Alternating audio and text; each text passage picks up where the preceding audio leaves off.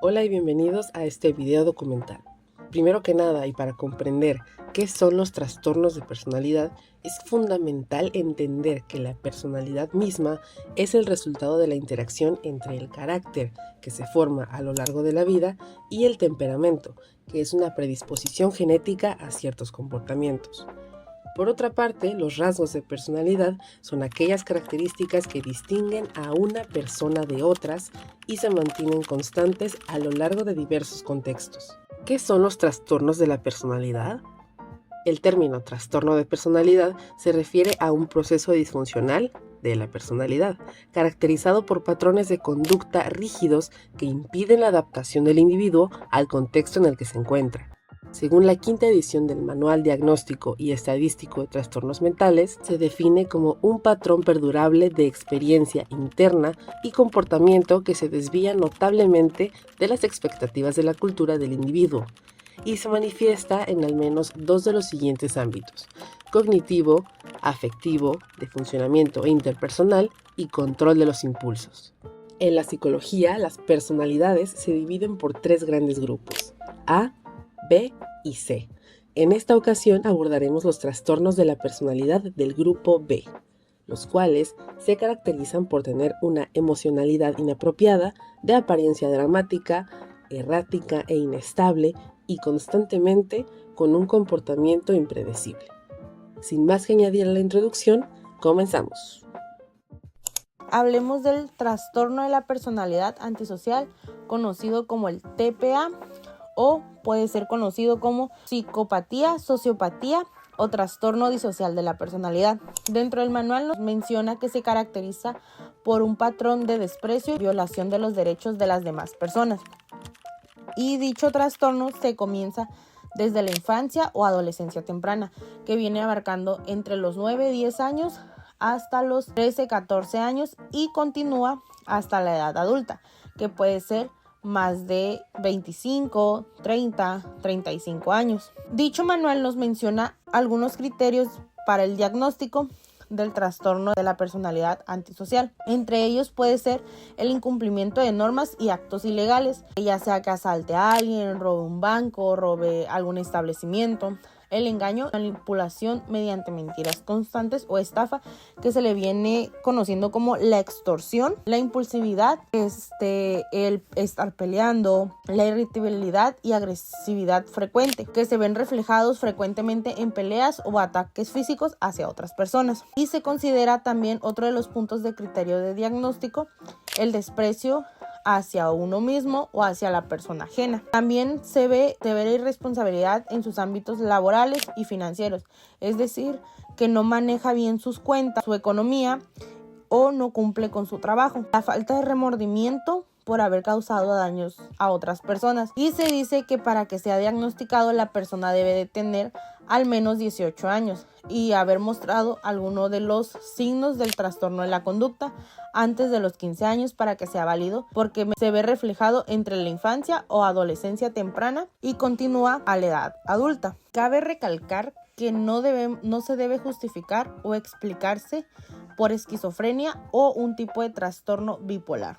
La prevalencia del TPA varía entre el 0.2 y el 3.3 en la población general, según el manual de DSM-5. Sin embargo, en ciertos grupos es significativamente más alta. En centros de tratamiento por abuso a sustancias y prisiones supera el 70%. Y factores de riesgo que incluyen pobreza y migración, lo que indica un componente socioeconómico relevante para este trastorno. Se considera un trastorno crónico, aunque ciertos síntomas, especialmente los actos delictivos, pueden disminuir con la edad. El diagnóstico no puede realizarse no puede realizarse antes de los 18 años. Se dice que el TPA lo desarrolla un adulto que pudo haber tenido antecedentes de trastorno por déficit de atención e hiperactividad, mejor conocido como TDAH. También influye mucho ambientes familiares inestables o que haya pasado alguna situación de abuso infantil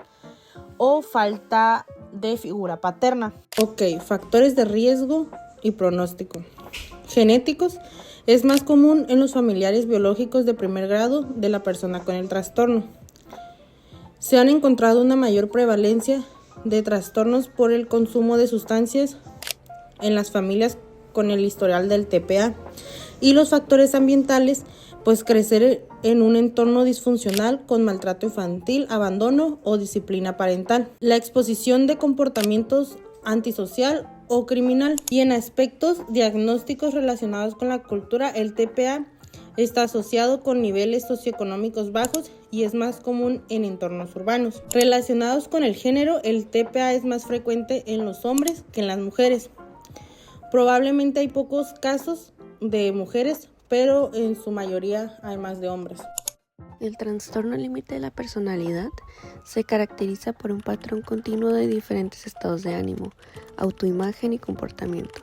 Estos síntomas a menudo dan como resultado acciones impulsivas y problemas en las relaciones. Y es que las personas con trastorno límite de la personalidad pueden experimentar episodios intensos de ira, depresión y ansiedad cuya duración abarca desde pocas horas hasta días. Se estima en un 1,6 la prevalencia del trastorno de la personalidad límite, pero podría ser tan elevada como un 5,9%.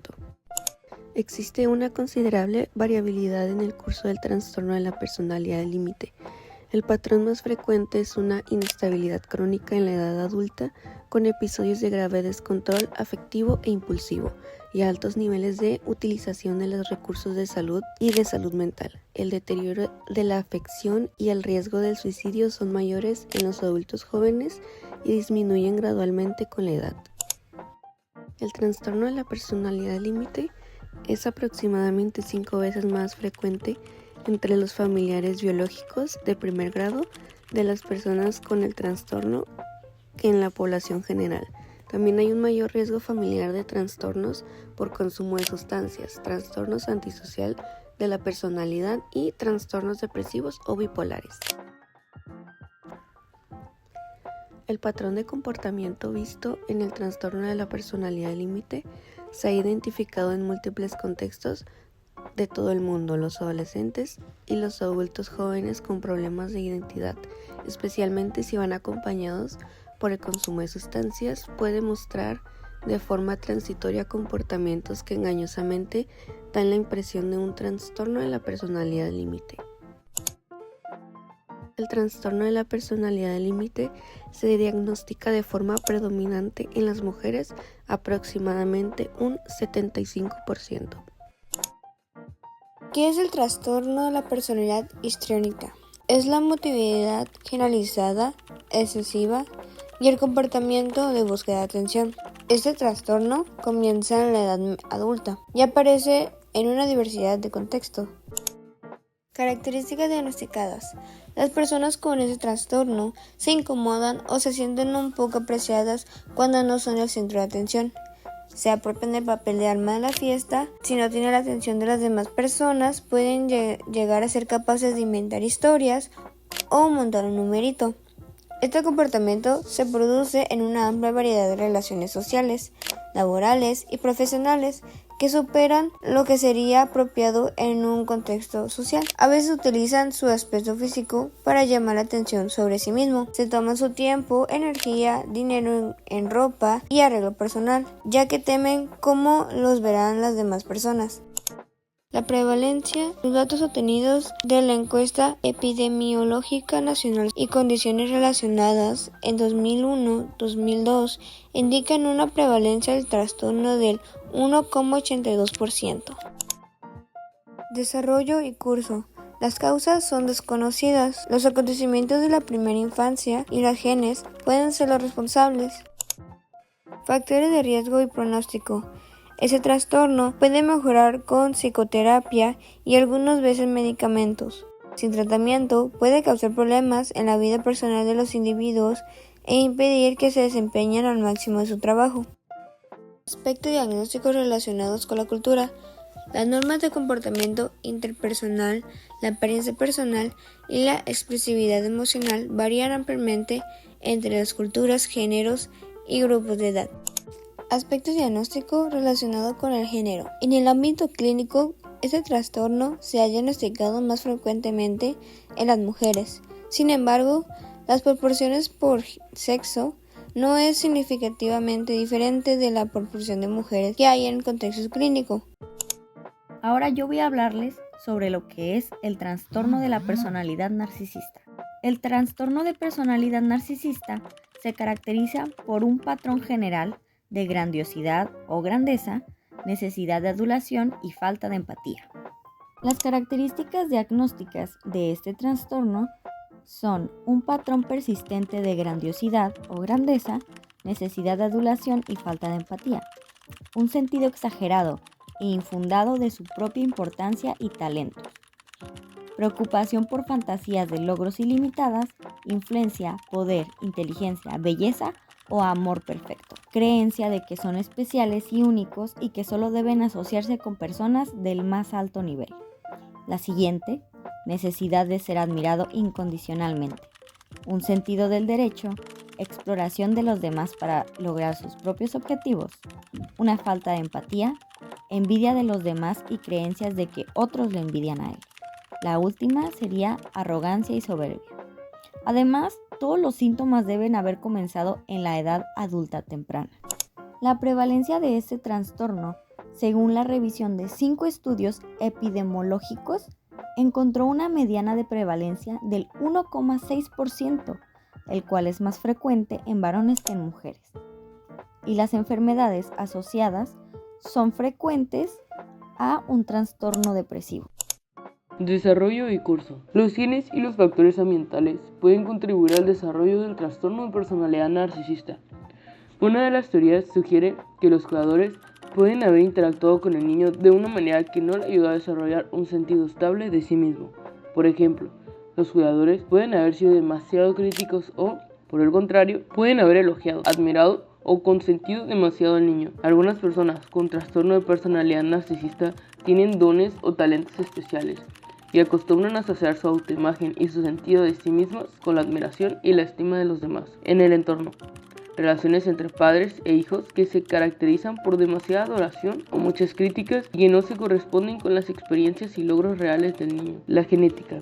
Ciertas características heredadas, como determinados rasgos de la personalidad. Y por último, la neurobiología, la conexión entre la conducta, el cerebro y el pensamiento. Los factores de riesgo son los siguientes: alcoholismo o consumo de otras drogas, trastornos de estado de ánimo y ansiedad, problemas en las relaciones interpersonales, laborales y familiares, un trastorno alimentario llamado anorexia, problemas de salud física, pensamientos o conductas suicidas. Aspectos diagnósticos relacionados con la cultura. La cultura y la sociedad en la que se vive pueden tener un impacto significativo en la prevalencia del narcisismo. En culturas individualistas y competitivas es más probable que se fomenten y recompensen los comportamientos narcisistas, independientemente del género. Por otro lado, en culturas más colectivistas y orientadas a la comunidad, los rasgos narcisistas pueden ser menos valorados.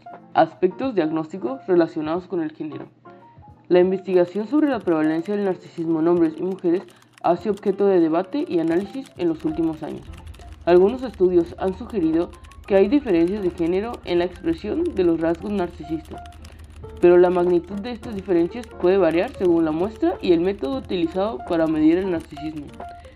El narcisismo puede estar influenciado por los roles de género y las expectativas sociales en la sociedad.